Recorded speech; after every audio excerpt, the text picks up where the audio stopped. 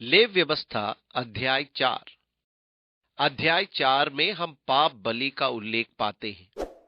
सबसे पहले परमेश्वर ने कहा, यदि कोई मनुष्य उन कामों में से जिनको यहोवा ने मना किया है किसी काम को भूल से करके पापी हो जाए। लेव व्यवस्था 4 का 2। ध्यान दीजिए कि यहां एक बड़ी रोचक बात लिखी है, भूल से पाप करना। हमने अधिकतर सुना है कि कानून का ज्ञान न रखना क्षमा का कारण हो। ये परमेश्वर की व्यवस्था थी कि अनजाने में किए गए पापों की बलि चढ़ाई जाए।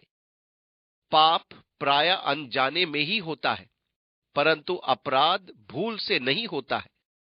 पाप का कारण अज्ञान होता है। पाप और अपराध में बड़ा अंतर है, इसलिए पाप बलि और दोष बलि में भी अंतर है। पाप प्रायः अज्ञान के कारण होते हैं। मैं नहीं जानता था।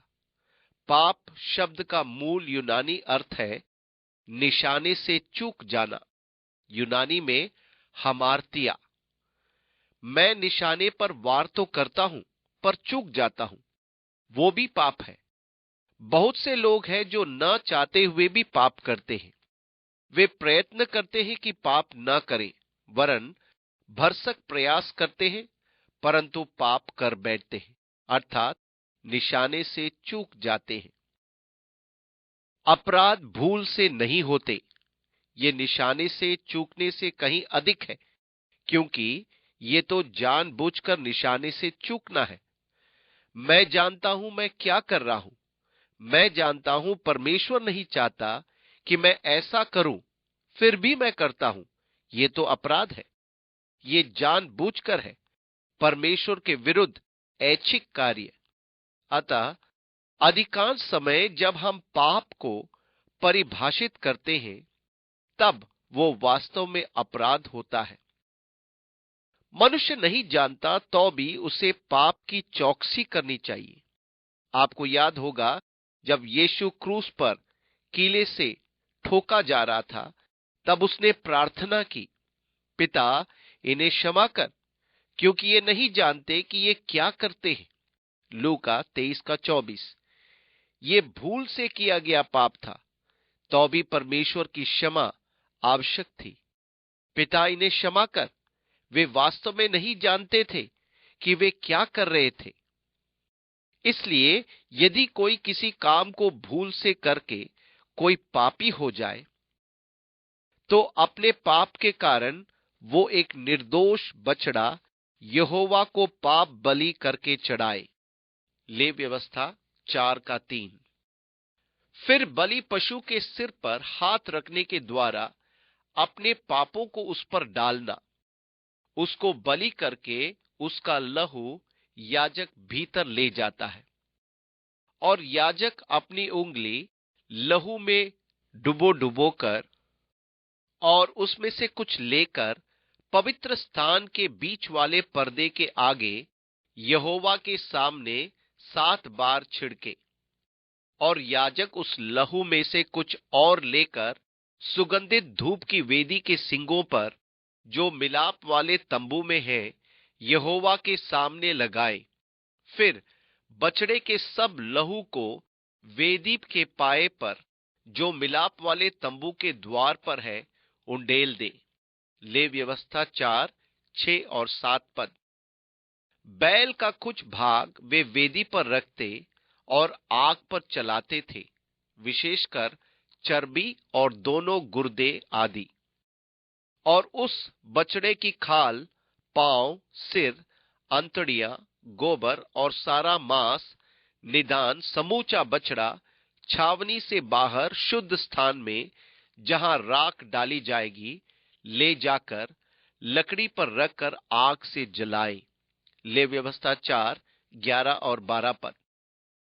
बछड़े की खाल और बाकी सब छावनी के बाहर, जहां वे होम बलि की राख डाला करते थे, ले जाकर जलाई जाती थी। छावनी के बाहर एक स्थान होता था जहां वे खाल और बाकी चीजें ले जाकर जलाते थे। पहले बलिदान, होम बलि, पवित्रकरण की बलि उस पशु की खाल से याजक अपने लिए कोट बनाकर पहनता था। इसलिए भेड़ की खाल का कोट याजकों के द्वारा पहना जाता था, परंतु पाप बलि की खाल या भीतरी अंग याजक नहीं रख सकता था। वो पूरा ही बाहर ले जाकर जलाना होता था। और यदि इसराइल की सारी मंडली अज्ञानता के कारण पाप करे और वो बात मंडली की आंखों से छिपी हो और वे यहोवा की किसी आज्ञा के विरुद्ध कुछ करके दोषी ठहरे हो, तो जब उनका किया हुआ पाप प्रकट हो जाए, तब मंडली एक बछड़े को पाप बलि करके चढ़ाए। वो उसे मिलाप वाले तंबू के आगे ले जाए। ले व्यवस्था 4:13 और 14 पद। पाप बलि की भी यही विधि होती थी। पाप बलि समुदाय के लिए और अधिकारियों के लिए थी। पद 22 में यही विचार आज्ञा के विरुद्ध भूल से कुछ करके दोषी हो जाने के लिए प्रधान पुरुषों के लिए है। तब उन्हें बकरी के बच्चों को जो निर्दोष हो इसी विधि से बलि किए जाए, जैसे बैल प्रभु के सामने बलि किए जाते हैं। और यदि साधारण लोगों में से कोई अज्ञानता से पाप करे, अर्थात कोई ऐसा काम जिसे यहोवा ने मना किया हो करके दोषी हो, और उसका वो पाप उस पर प्रकट हो जाए, तो वो उस पाप के कारण एक निर्दोष बकरी बलिदान के लिए ले आए। ले व्यवस्था 4:27 और 28 पद। प्रधान पुरुष बकरी के नर बच्चे लाए और साधारण लोग बकरी का मादा बच्चा लाए। वे अपने हाथ पाप बलि के सिर पर रखें और याजक उसी उपरोक्त विधि के अनुसार लहू को परमेश्वर के सन्मुख वेदी पर डाले और छिड़के।